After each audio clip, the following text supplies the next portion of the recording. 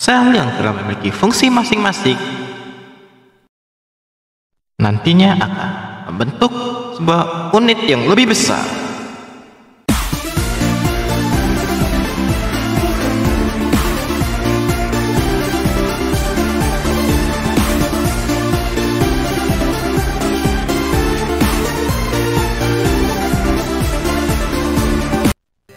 Halo semuanya, selamat datang di channel ini. Topik yang kita bahas untuk kali ini adalah sel dan jaringan sebagai unit penyusun makhluk hidup. Setiap makhluk hidup memiliki ukuran yang beragam. Ada yang berukuran raksasa dan ada juga yang berukuran mikroskopis. Tapi tahukah kalian,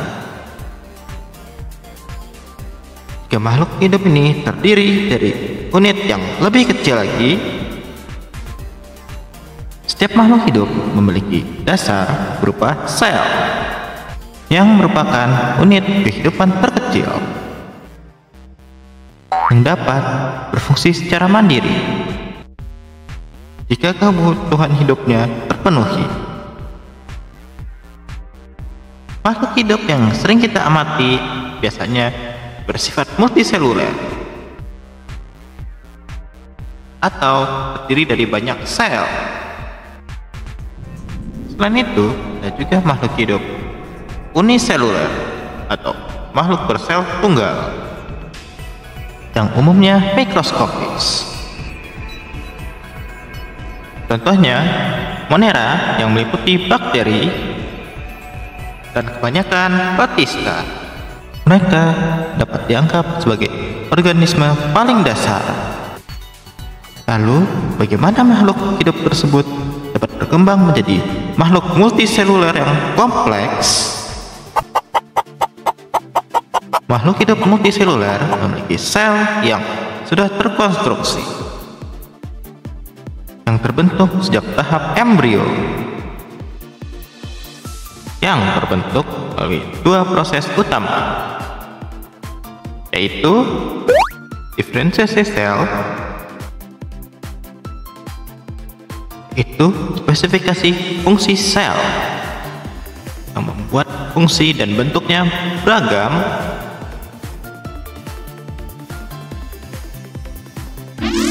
dan regenerasi sel atau pemulihan bagian sel yang rusak. Pada hewan bertulang belakang, proses tersebut ditentukan oleh genom yang bisa mengekspresikan gen.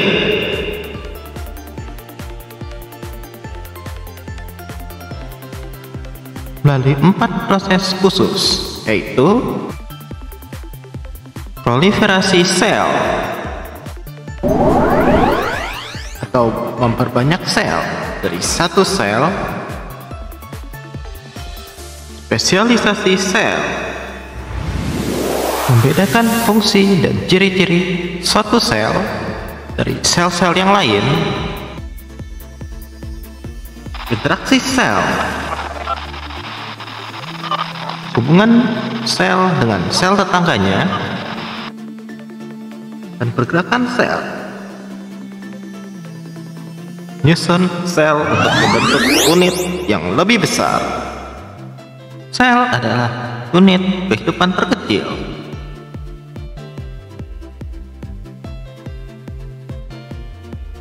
Namun, tahukah kalian, di dalam sel terdapat isinya lagi? Rupanya, sel memiliki struktur yang menyerupai organ yang disebut dengan organel. Ibarat bagian tubuh dari sel, organel ini memberi kehidupan pada sel. Apa sajakah contoh-contohnya? Tonton video ini sampai selesai. Dan ingat-ingat untuk subscribe untuk konten menarik lainnya. Organel pertama adalah organel yang mengikat semua organel. Sitoplasma, cairan yang memberi sel bentuk. Sitoplasma juga diselubungi oleh lapisan, yaitu membran sel, yang berfungsi untuk melindungi sel dan menerima rangsangan. Beberapa organisme seperti tumbuhan, protista, dan bakteri memiliki organel tambahan, yaitu dinding sel, yang berfungsi untuk memberi sel bentuk dan pelindungan tambahan. Lalu ada inti sel, yang berfungsi sebagai pusat dari sel. Organel inilah yang mengendalikan kegiatan dalam sitoplasma. Khusus pada makhluk hidup eukariotik, inti sel memiliki membran. Makhluk hidup yang tidak memiliki membran inti, seperti pada kingdom Monera, disebut dengan makhluk hidup prokaryotik. Lalu ada badan Golgi atau Golgi apparatus, yang berfungsi untuk mengangkut zat-zat yang diperlukan oleh sel ke permukaan sel. Lalu ada retikulum endoplasma, yang memiliki fungsi sebagai alat transportasi zat dalam sel. Retikulum endoplasma memiliki dua jenis, yaitu RE kasar yang berfungsi sebagai sintesis protein, dan RE halus yang berfungsi untuk sintesis lemak. Selanjutnya adalah mitokondria, yang merupakan sumber tenaga sel, karena di sini terjadinya proses respirasi. Lalu ada lisosom, yang mendapat namanya dari bahasa Latin, yaitu lysis atau hancur, yang selaras dengan fungsi organel ini, menghancurkan zat asing di bakteri dan organel-organel yang tidak berfungsi. Lalu ada vakuola, tempat menyimpan makanan, yang terlihat lebih besar di tumbuhan dibandingkan yang dimiliki oleh hewan. Dan terakhir adalah sentriol, yang membantu pembelahan sel. Sel yang telah memiliki fungsi masing-masing nantinya akan membentuk sebuah unit yang lebih besar, yaitu adalah jaringan. Jaringan ini adalah dasar dari unit yang lebih besar lagi, yaitu organ.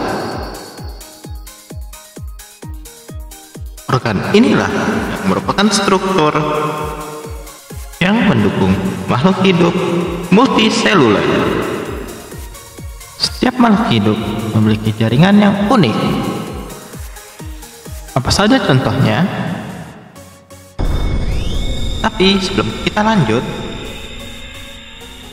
selalu ingat untuk like jika kalian tertarik dengan video ini. Yang pertama adalah jaringan epitel, yang melapisi organ-organ. Lalu ada jaringan pengikat atau jaringan penyambung, yang berfungsi untuk mengikat berbagai jaringan serta organ. Lalu ada jaringan saraf, yang berfungsi sebagai penerima rangsang. Dan ada lagi jaringan otot, yang membentuk otot. Alat gerak aktif pada makhluk hidup. Keempat jaringan yang disebutkan tadi adalah jaringan pada tubuh hewan. Lalu, bagaimana pada tanaman? Pertama, ada jaringan parenkim. Jaringan dasar yang berfungsi untuk regenerasi sel. Lalu, ada jaringan penyokong.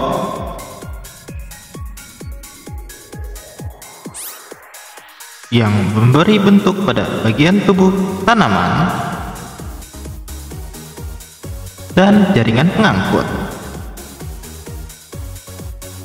yang berfungsi untuk mengangkut unsur-unsur yang diperlukan untuk fotosintesis,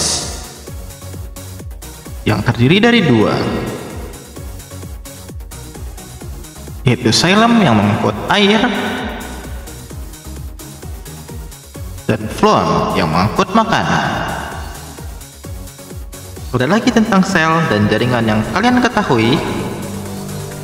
Jika ada, maka tolong isi di kolom komentar. Sekian dari video kali ini. Ingat-ingat untuk like, subscribe, share, dan berikanlah komentar yang positif. Sampai jumpa.